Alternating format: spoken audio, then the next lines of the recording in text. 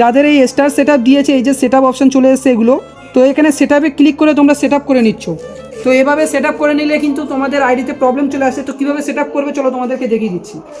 তো set up করার সময় এই যে সেট আপ, এই সেট আপে ক্লিক করবে।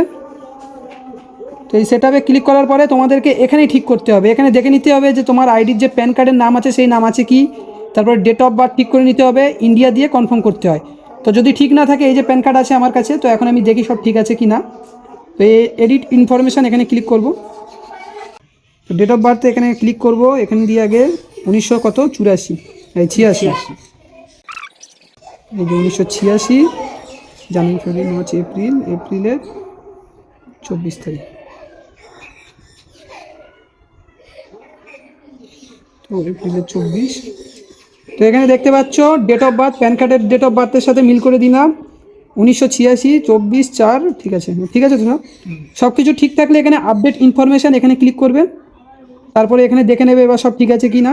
এবার দেখো সব ঠিক আছে, এবার এই কনফার্ম ইনফরমেশান এখানে ক্লিক করে দেবো, কিছুক্ষণ ওয়েট করব। তো এখানে দেখতে পাচ্ছ মানে এখানে তোমার স্টার সেট আপটা হয়ে গেছে।